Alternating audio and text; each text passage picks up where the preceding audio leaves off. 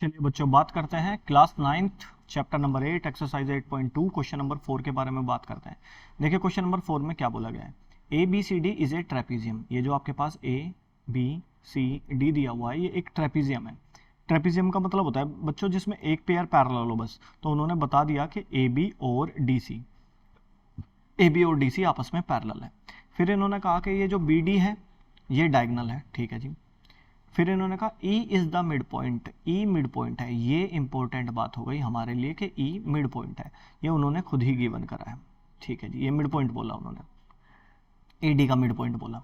और फिर इन्होंने कहा एक line throw E parallel to AB। अब यहाँ से E से एक लाइन पैरेलल जा रही है, ये यहाँ तक भी पैरेलल है, फिर ये आगे तक भी पैरेलल है, और ये फिर ऐसे आगे तक भी पैरेलल जा रही है AB के, ठीक है जी। तो पहले तो इसमें ना ये क्वेश्चन बड़ा अच्छा क्वेश्चन है, इसमें पहले आप गिवन लिख लो क्या क्या गिवन है।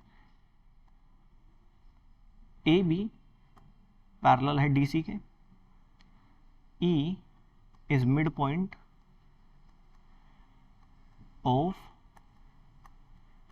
A D. ये चीजें हमें गिवन है। अब जो हमें इसका प्रूफ करके दिखाना है, हमें ये बताना है कि एफ भी मिड पॉइंट आएगा बीसी का, हमें ये बताना है, ठीक है जी। आप पहले इस वाले ट्रायंगल पे गौर कीजिए, डी ए बी या ए बी डी ट्रायंगल पे गौर कीजिए। इस बात को लिख लेते हैं हम, in triangle A B D given that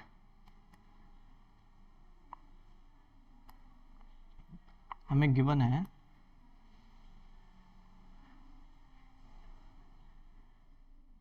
कि ई एफ पैरेलल है ए बी के, तो फिर ई जी पैरेलल होगा ए बी के। देखो जी, जब ये पूरी लाइन इस लाइन के पैरेलल है तो फिर ये यहाँ तक का पोर्शन, क्योंकि ट्रायंगल में सिर्फ इतना पोर्शन आ रहा है ना, इस ट्रायंगल में इस लेंथ का, ई एफ लेंथ का बस ई जी पोर्शन यूज हो रहा है। तो हम लिखेंगे कि ये ट्रायंगल में ई जी पैरेलल है ए बी के, तो ई जी पैरेलल ए बी है, ठीक है जी। ये बात लिख ली हमने। फिर इन्होंने बोला है F is mid point, sorry E is mid point, E is mid point of A D.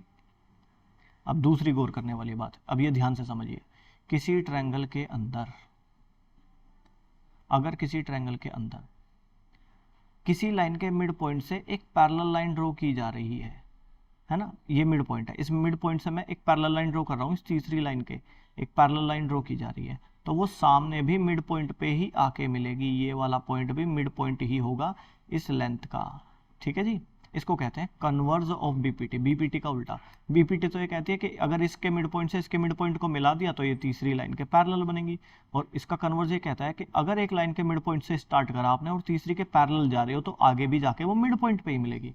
ये है कन्वर्ज ऑफ बीपीटी। तो हमें कन्वर्ज ऑफ बीपीटी का इस्तेमाल करके हमें ये वाली बातें बोलनी है दो चार, ठीक है। E is midpoint of AD and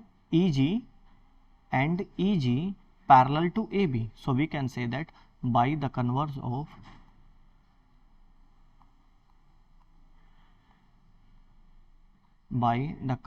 of midpoint theorem, we can say G also midpoint of G. किसका मिड पॉइंट आएगा? डी बी का। ये हो गई जी एक बात, ठीक। वी नो दैट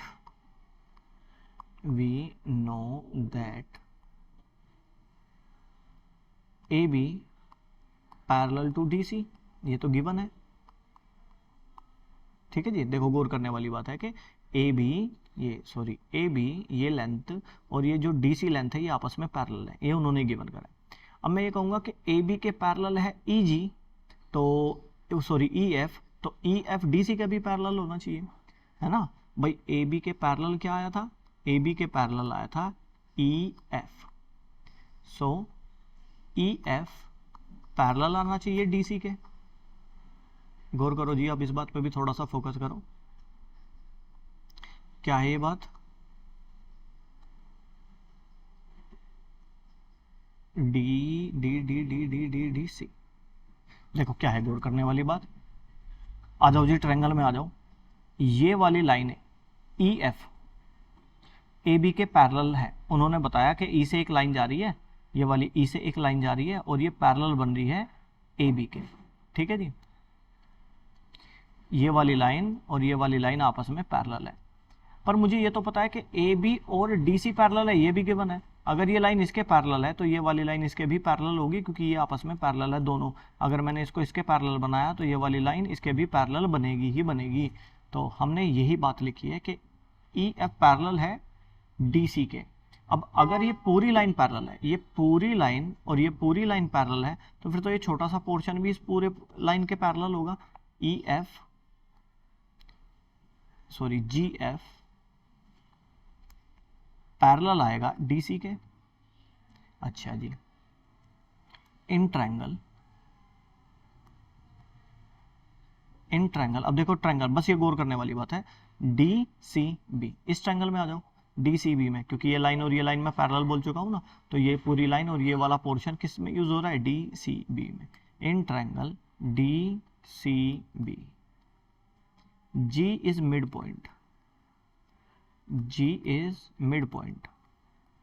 जी किसका मिड पॉइंट है, G is mid point of D B, mid point of D B.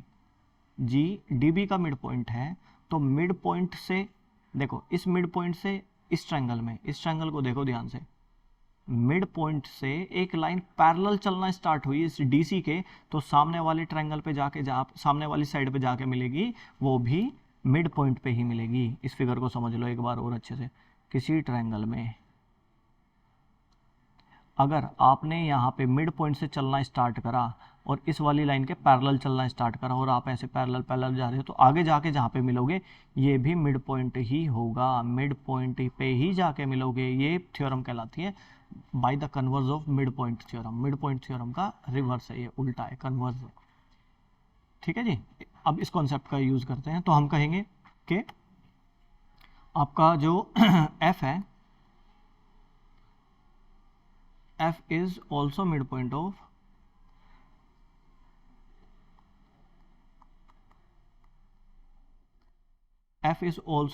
of BC by the converse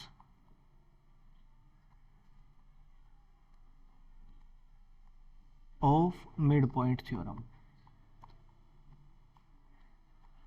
ठीक है जी, ये आपका क्वेश्चन प्रूफ हो गया। आई थिंक बच्चों आपको समझ में आया होगा ये क्वेश्चन। हमें एफ को बीसी का मिड पॉइंट प्रूफ करके दिखाना था। ए मिड पॉइंट दे रखा था, एक पैरेलल लाइन जा रही थी, तो यहाँ पे भी मिड पॉइंट पे मिलेगी।